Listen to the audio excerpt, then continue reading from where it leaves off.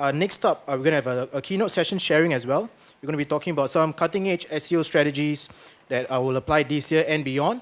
We're also going to be talking about the importance of organic marketing. And for this, the speakers will be Tuhin Banik, apologies, and Subhajit Ghosh from Thatware. A round of applause, please.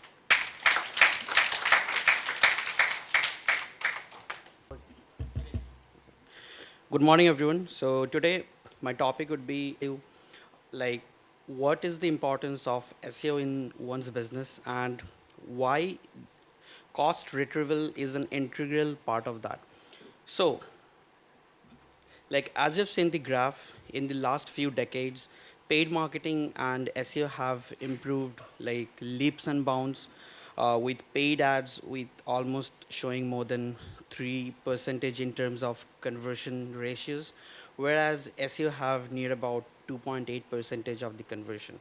But the thing is that in paid advertisement, the return on investment can be a bit scary at some times. So the things can be quite obvious because like with paid advertisement, as you move on and work, things can diminish because like utilizing paid marketing can sometimes be like renting your spaces online, whereas following an organic strategy can be like deploying a long-term strategy where you can get a better ROI to meet your end goals.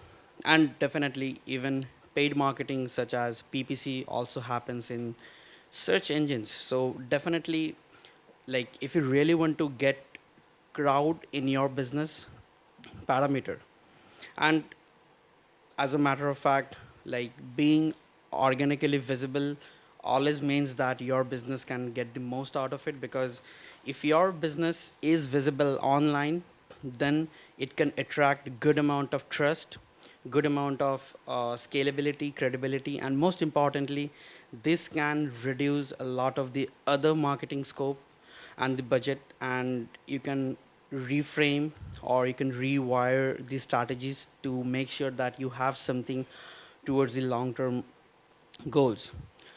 So as you can see the diagram, so this is actually a flowchart of how a search engine works. But the reason I'm showing you here is because that in any search engines, it doesn't matter, basic principalities remains the same. As you can see that every search engine follows by a query. So any user, me and you, can give a particular query. And once the query is like rendered by the search engine or fetching and various ranking algorithms that like on basis of which kind of information that ranking would be shown on the search. And this is a basic principalities which all the search engine follows. It's only about the algorithms which is different for different search engines. And as you know that in the traditional way, SEO have multiple metrics like backlinks, keywords, domain authorities, contents, and XYZ. Even after COVID, uh, like businesses have went online in leaps and bounds. As per Statista, just from the first tier countries, more than 300,000 businesses are getting live every single day. And this is only about the first 3 or 4 countries data. If you compare almost on a data scale of the first, second, and the third countries, there are probably more than 1 million websites which are being live every single day, which means more competition, and the internet is becoming crowded every single day with new websites, new businesses, which means that every single businesses are like are competing, are trying to compete with one another. And having said that, just following the traditional matrices will not work anymore.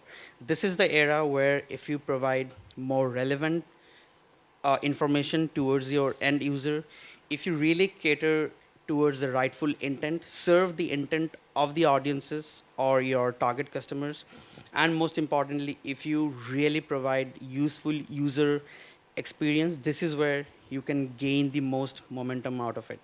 Because just think about that, like the internet is booming with more sites bombarded every single day, and there are various niches which are similar to one another. So competitions are getting more tougher, and it is becoming very difficult to just nail down on to a critical